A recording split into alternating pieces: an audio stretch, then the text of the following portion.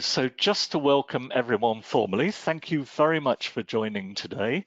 This is the fourth and final one in our series of e-learning for a home-based workforce. And today we'll be looking at how to analyze and improve your e-learning. So I'm Hugh Edwards from Gomo Learning, and we also have my fellow presenters, Nick and Ali. So Nick, would you just like to unmute and say hello? Yeah, good morning or good afternoon, or maybe good evening. I'm Nick Price. I'm lead learning designer with eLearning. So my day job is designing learning design, and analysing learning data is a particular interest of mine. Thank you, Nick. And Ali, would you like to introduce yourself as well? Sure, Hugh.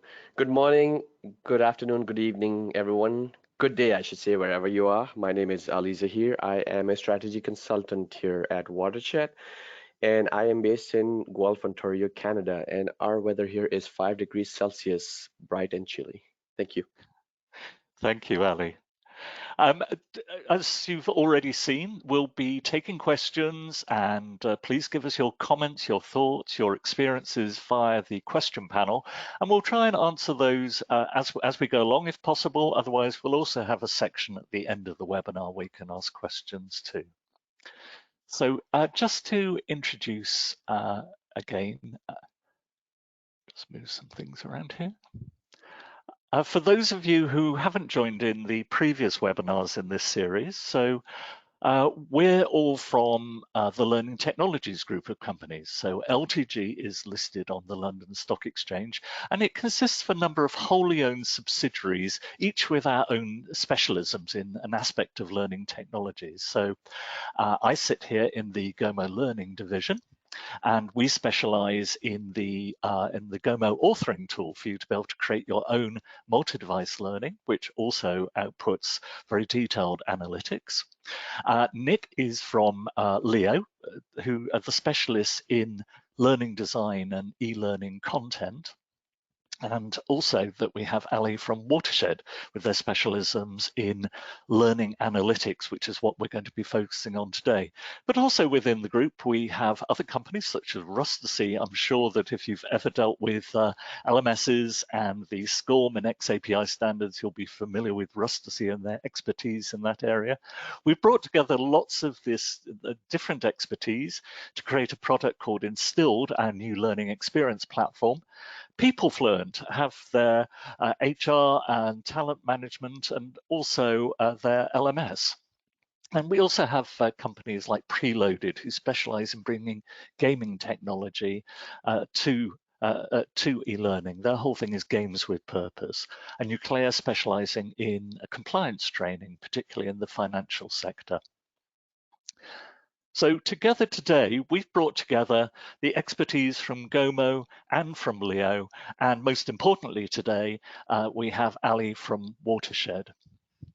Just before we dive in, what we'd like to do is to just run a quick poll just to help us tailor the content today to match your needs better. So I'm just going to launch a poll here, and we'd be really grateful as if you could just let us know which of these different options you think is going to best describe you and your business.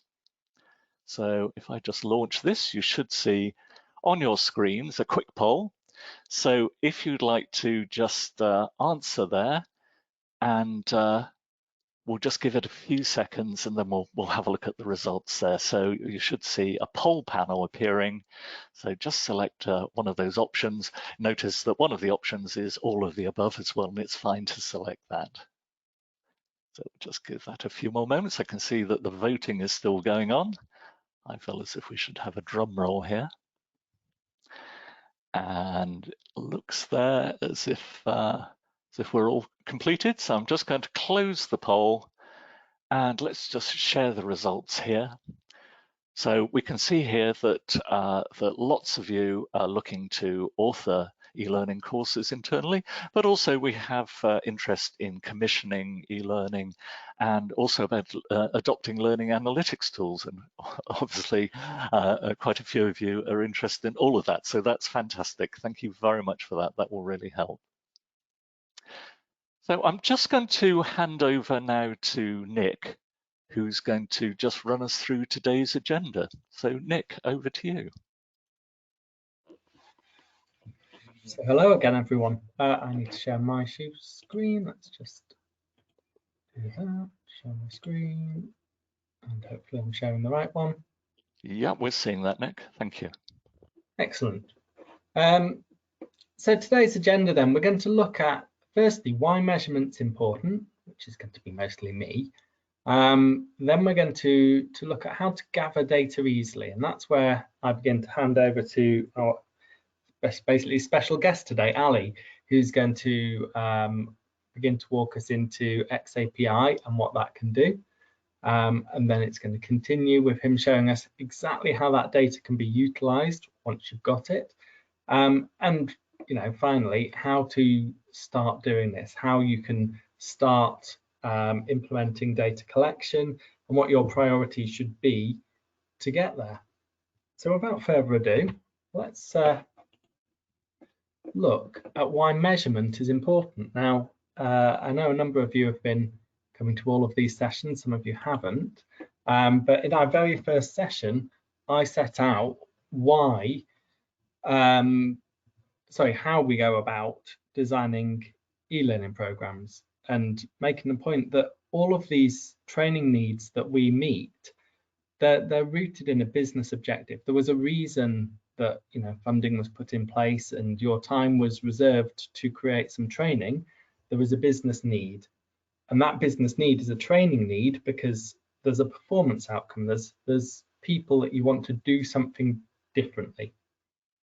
And finally, to get people to do something differently, if it's a training need, it's because you want to raise their capability. So there's a learning objective which raises the capability, which means that those people can meet that performance outcome, which means that the business objective can be met. Now, I guess historically, there's not been a huge amount of measurement. I mean, last week, we looked at the different ways in which you can measure, and we talked a little bit about maybe the Kirkpatrick levels. But one of the things that's really, I guess, been a bit disjointed is the linking of measurement of learning that's happening with other business data. So learning has almost got a very secure start in that the people who devised SCORM did a very good job, and we got a really quite useful standard for delivering and recording data from our learning programs. And it really has stood the test of time and been quite fit for purpose, and people still kind of use it as their go-to. And SCORM obviously lets you run a course, so you've got the completion data, you can get score data. The specification actually includes really interesting and useful things like question level data. So lots of that data has been collected in a very particular model when it comes to SCORM. But often that data is sat within an LMS, and it's been slightly trapped there, and nobody's had an easy way of taking that data and then comparing it to other bits of business data to see whether the learning that you put in place led to the performance outcome that you wanted, and ultimately whether it led to the business objective. Now, I'm always quite cautious about the causality. So you often get, the way I'm talking about it now, this assumption that A leads to B, which leads to C. And of course, there's all kinds of assumptions about why learning should lead to your business outcome. And the classic one being that you can train people and you can raise their capability, but if you don't motivate them, or even if you disincentivize them to do the thing you want, they're probably still not going to change their behavior, and you're not going to see the performance outcome. So we have to be reasonably careful about causality and what assumptions we make, but it's still really, really useful to be able to bring these different data inputs together and be able to marry them up and see what is happening, and hopefully demonstrate that you're having the impact that you hope you do as a training department. I think one other small reflection before we move on: measurement is really, really important. I think sometimes training departments have been a little reticent to do good measurement because they're slightly worried about the results. And I think there needs to be more of an open culture where you're prepared to accept that you do something and it may not have the result that you expected. It may not directly impact things in quite the level that you hoped. But we're only going to move things forwards if everybody becomes much more open about the data and prepared to say, well, this is the actual result we have, and then they can use that to move on and to inform and improve.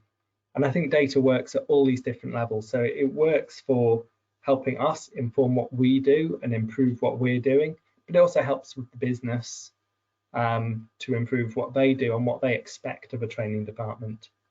And I guess finally, I mean, it really does help individuals. If you can give individuals a view on their entire training data, that can be really, really valuable.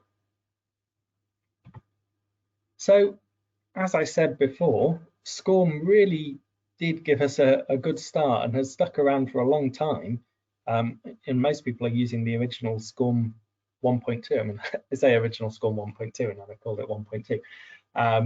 But people haven't tended to pick up SCORM 2004 with much enthusiasm. So that's how much of the data is. Well, I'm going to hand over to Ali now. He's going to talk about I kind of don't want to call it a new standard because it's been around and evolving for quite a few years now. But it's a much more open standard, and it's designed to capture maybe more data and more useful data than we've been capturing via SCORM courses. So I'm going to hand over to Ali. If that's okay, Ali, you ready? Thanks, Nick. Hi everyone, this is Ali again. So we'll pick up from where Nick left on, and this is again talking about SCORM versus XAPI. And what we thought for today's presentation is rather than going into a deep sort of like explanation about XAPI and then talking about case studies, we thought we'll jump straight into the Watershed platform to show you live examples. And I have examples from, let's say, the automotive industry, the aviation industry, finance industry, the retail industry, the healthcare industry. So you'll see a lot of examples. I'll be moving a lot of browsers around. But before we do that, I thought it might be helpful to sort of like provide a little bit of background about XAPI, just about, about 3 to 4 slides. So everyone on the call can also get an idea about XAPI and the specifications. So XAPI is an e-learning software specification like SCORM, which allows you to capture more experiences. And we will talk about this very shortly. So these experiences typically are captured within, let's say, your CRM, your Salesforce, HubSpot. It could be a finance system. It could be a video platform. It could be a learning experience platform, HR systems, learning management systems. It's basically allowing you to capture more richer data as compared to the SCORM version. So here, typically when I talk to team members and prospects, we sort of like relate SCORM to an old phone, where with using an old phone, we were only able to make calls and receive calls. Similarly, when it comes to SCORM, you can track pass-fail completion within e-learning courses, and those e-learning courses had to be housed within a learning management system. But when we talk about XAPI, let's think about it as using a smartphone. You can do a lot more than the old phone. You can play games, you can record videos, you can look at the temperature, you can shop, you can browse websites. Similarly, XAPI allows you to capture a bit more. It allows you to capture more experiences, as I mentioned. It allows you to capture more informal learning. It allows you to support offline scenarios. And at the end of the day, we've got more richer data. So the next one is, I've explained and I've defined what XAPI is. So let's look at a sample XAPI statement. So data from XAPI compliant systems is passed in the form of statements.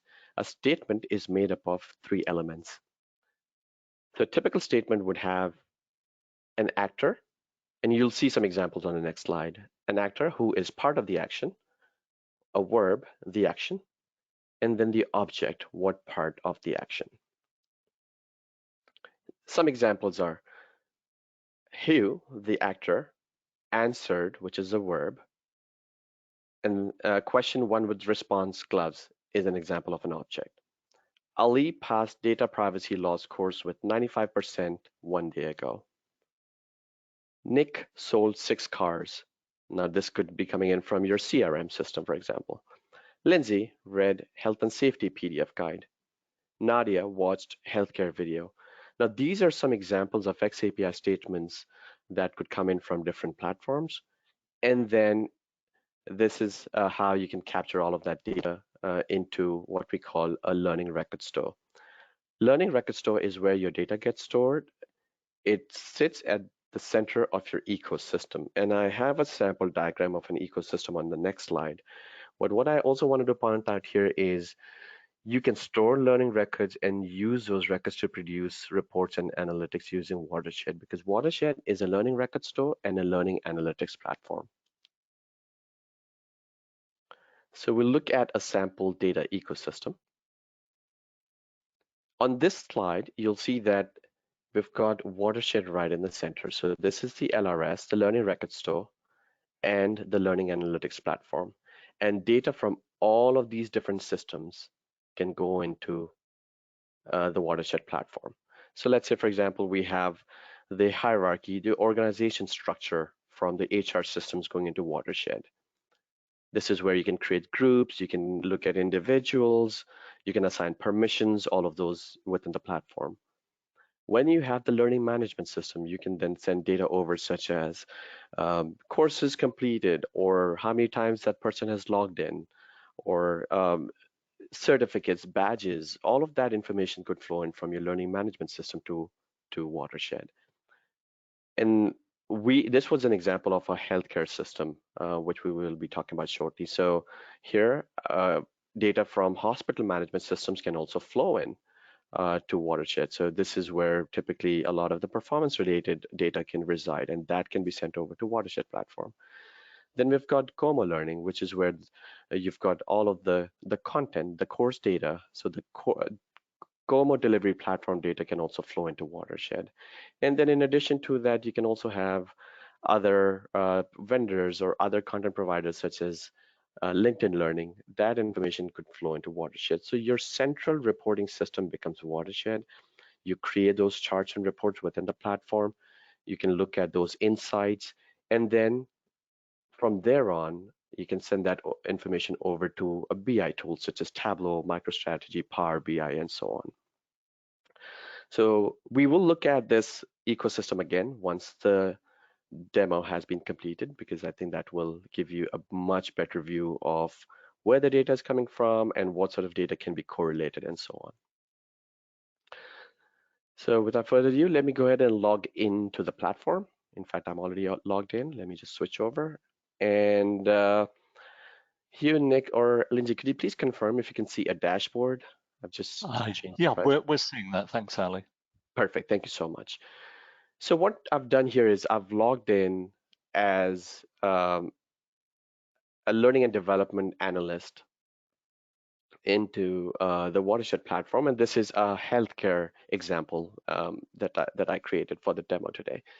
And as I mentioned, we will look at some other examples from automotive, aviation, finance very shortly. But once the administrator or the analyst logs in, they land on the dashboard page within the platform. This dashboard page consists of different reports. So these different reports, such as the compliance curriculum, patient customer service exam, CPR simulation course usage, these are all reports within the platform. These are all summary views.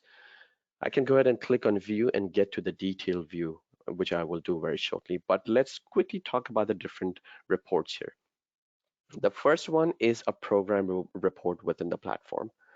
So the program report within Watershed offers an overview of predefined learning programs such as compliance training, new hire training. It gives you insights into all aspects of your learning program from many different angles.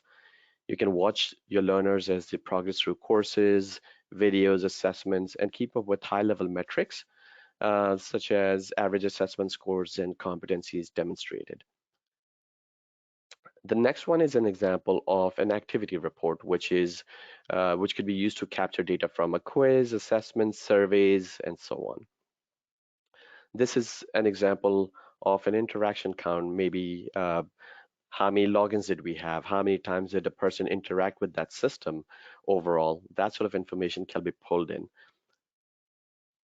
The next one is a compliance courses activity stream. So we looked at an example of an XAPI statement. This stream gives you that information too, such as Tom passed healthcare quality patient safety and risk management quiz with score 92% in 7 months ago.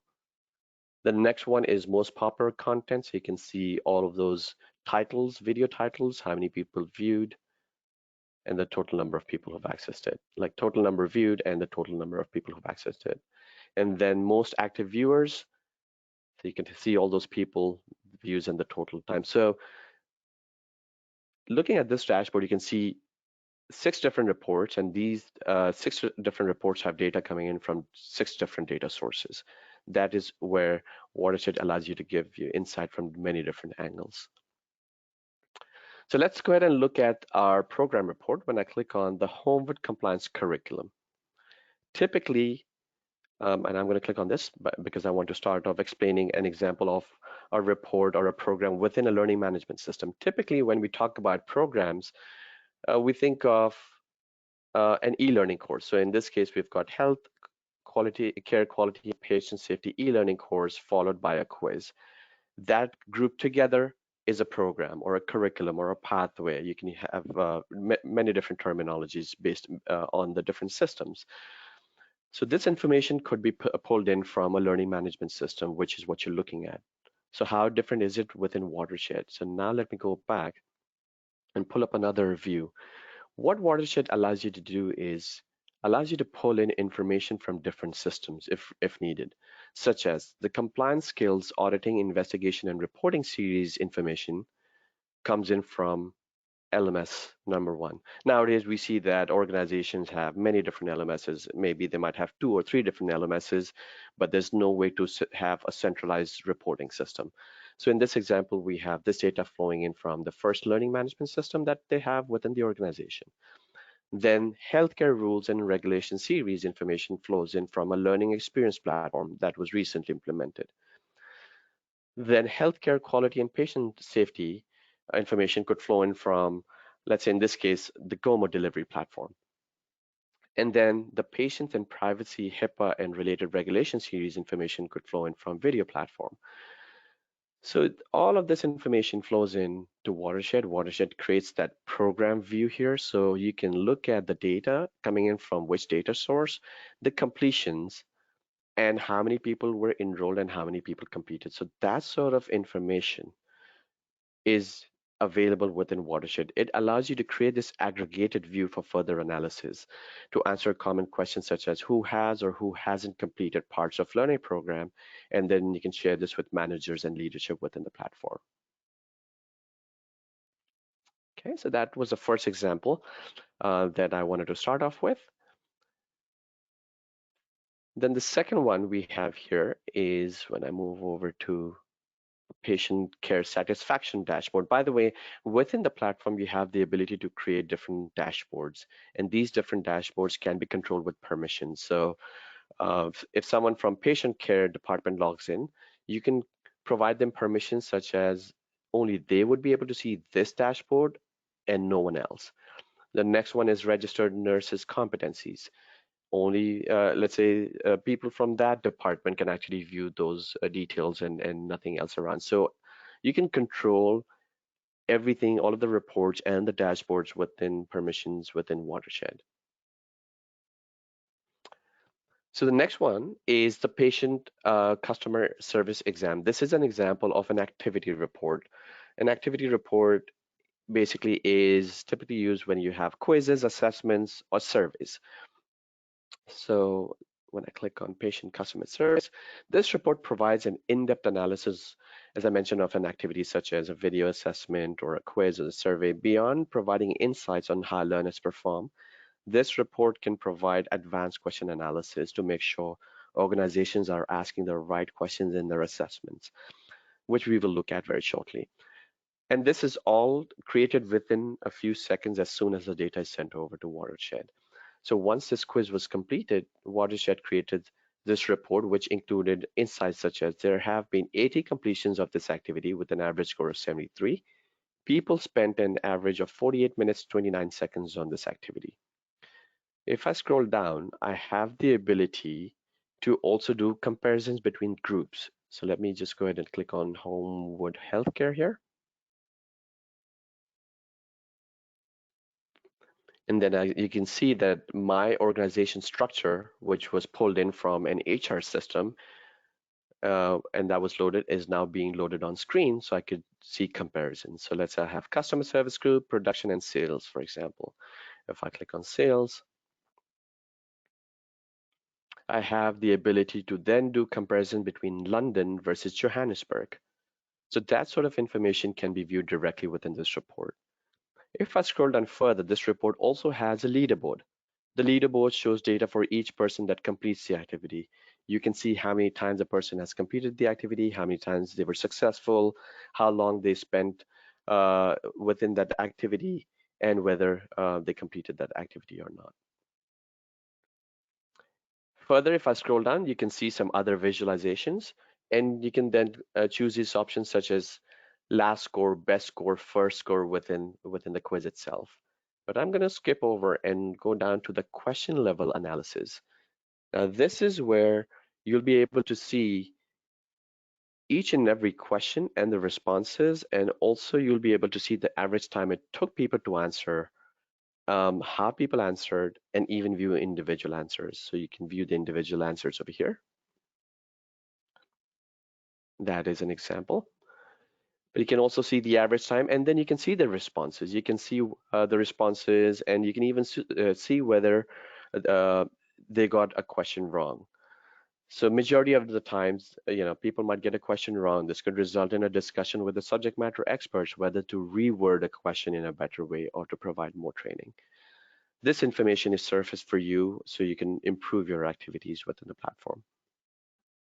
So some other examples of a matching type question, true and false, sequencing, pie charts, Likert scale, and so on. And then towards the end within the same report, we have a question analysis section. So if a question has notable insights, they'll be surfaced with the question results at the bottom of the screen, which is the question analysis, which is what you are looking at right now. So you can look at which questions are easy, which questions are hard, and so on. So all of this is created using one quiz, and Watershed creates this report automatically. Okay, so that was another example that I wanted to share because those are the two reports that you saw were probably the most requested reports that we get when we talk to our customers and prospects. So we've seen how you can track training. We've seen how you can track quiz results. The next one is to see the change in knowledge. So here we've got the patient customer training change in knowledge. And we have all of those people here. So when I click on this report, this is pretty much like a rain chart where you can see the pre and post assessment scores. So here, Adriana, when she took the quiz for the first time, she scored 7%. And then she went through the training. And then at the end, when she took the training, the test again, she scored 98%. So there was a 91% increase in her knowledge. So that sort of information can also be viewed directly within a report like this using a range chart within the platform. Then moving along, to start comparing data between training and another performance system, or it could be a survey system, and that is using a correlation report. This report allows you to explore relationships between multiple performance measures and find dependent relationships. It's ideal to help show a relationship or a lack of relationship. So here we see two measures. So measures are a way of aggregating specific data points from what you collect. They're typically numbers that are displayed in charts, graphs, but they can sometimes also be in a text format in a certain report. But here we have the first measure, which is patient satisfaction survey score. And the next measure is the healthcare quality exam score. We've plotted them on a chart like this. We pulled in information from the data coming in from the performance or the survey platform and also the assessment platform. We've correlated that here. And you can see that in this case, we have Leticia, who scored 47%, and her average score was 97 when it comes to patient satisfaction survey score. But when you look at Akila, she scored 99%, and her patient satisfaction survey score was 95. So on this correlation report, as I mentioned, the conclusion is the patient satisfaction score is not correlated with healthcare quality exam score. This is where you can find out the relationships or a lack of relationship, as I mentioned, and then based on further conclusions, we can go back, talk to the experts, change our strategy a little bit, and see if there would be a change later on. So this is an example of a correlation report, which is not positively correlated with the two measures. I do have some other examples where I will be showing you positive relationships, but just wanted to make sure we look at a correlation report uh, while we are looking at the healthcare examples. The next one is information being pulled in from performance systems. So here, what we did is, in this example, uh, created a report, which is the registered nurses competencies. And these are all the 5 competencies that all the nurses were required to complete or fulfill training against. And that, based on their performances, those data would be flowing into Watershed. So what we could do within the platform here is start comparing individuals such as Ward Earls and Glenn Maxwell. If I click on Ward and Glenn, I can see their data and also the competencies on screen over here. So this chart basically gives you those details. I can also go ahead and start comparing Glenn's performance against a benchmark, or I can even compare Glenn's performance against the average of my population within the platform. So that sort of information can also be pulled into the platform. Another example of the same information could be displayed in a heat map, sort of an example. So here, the same report, we changed the report type into a heat map, and then we looked at, let's say, Ward and Glenn and their rating numbers when it comes to that specific competency. So this is another example of how you can pull in reports within the platform.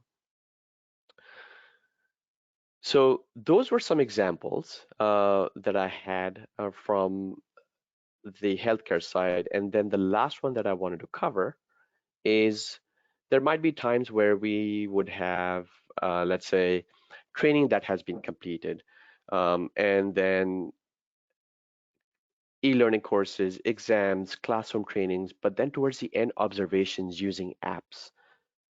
How would that information flow in? So pretty much your on-the-job training or observations, which could be taken, let's say, from your learning management systems, or if you use an app that captures that information can also be sent to Watershed. So in this case,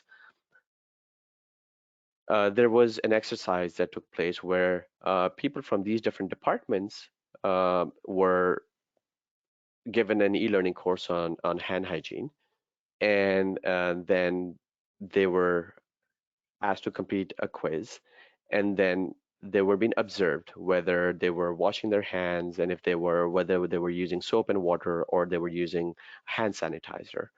So that sort of information can also be pulled into Watershed, which then gives you not only the training data, the correlation, but then also provide you with the observation data and gives you that holistic report overall whether we need to push out more training, we need to push out more communications or emails or raise more awareness and so on. So that is what I had for the healthcare example.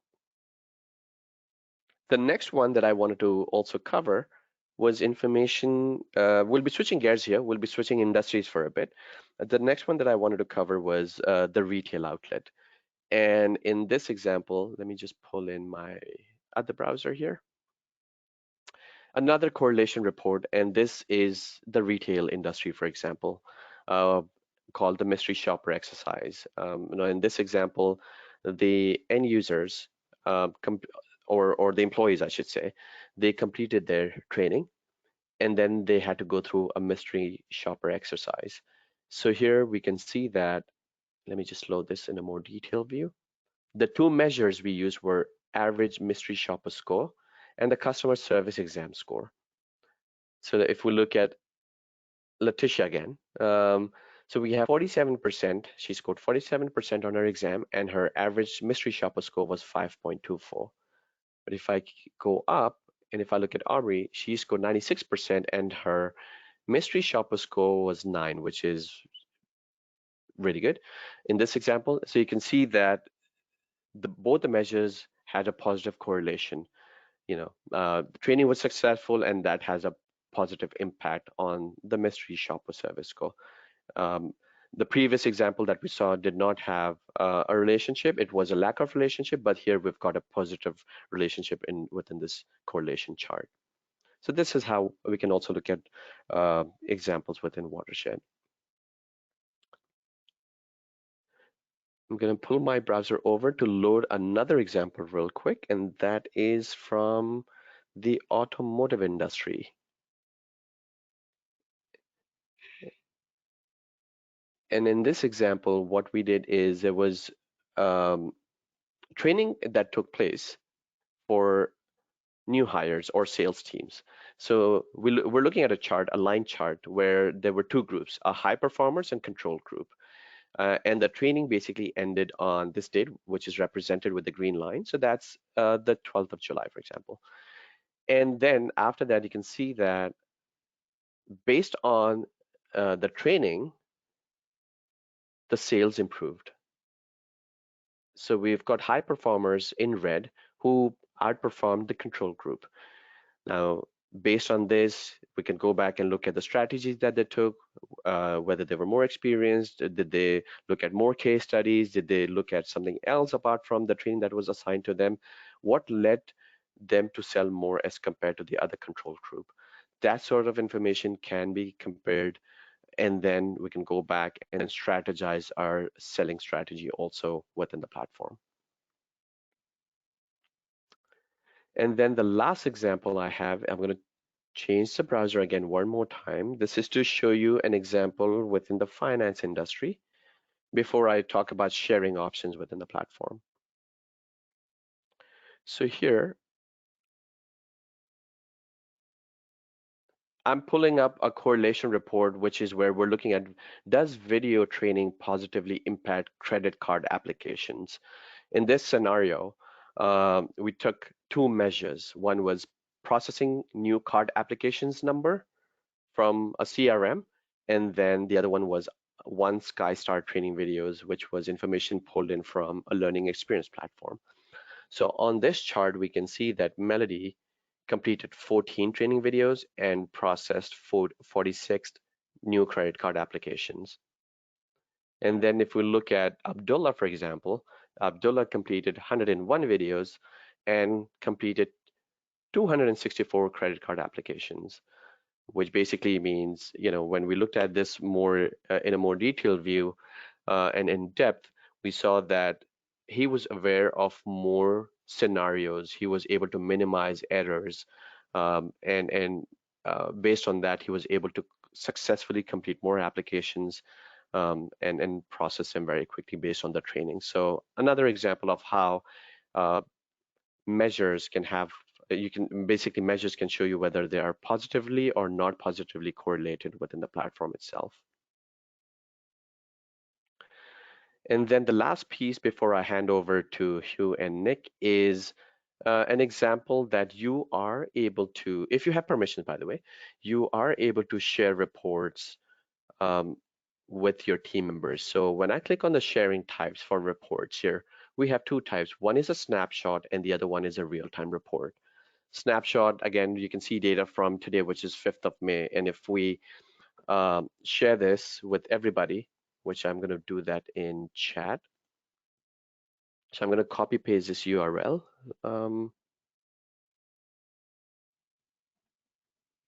So if all of you can click on that link, you should be able to see that report because I've left it open. This is an example of how you can share reports with your employees if required, or if you with your managers if required. If it's real time, then whenever data is sent over to the system and the chart is updated, you will see the real-time view, the updated view of the chart. You can also restrict this, which I'm not going to be restricting it right now because I've left it open so everyone can click on that link, which I pasted in chat, by the way. Require Watershed sign-in basically will allow you to create that security aspect. So to comply with GDPR, for example, or if you'd like, to everyone to go through a login, we can choose that. So making sure no one has access to that report within the platform. So some other sharing methods are links. You can even choose the embed code and embed this within maybe your LMSs, your learning experience platforms, intranet, depending on the capability of the system that you use.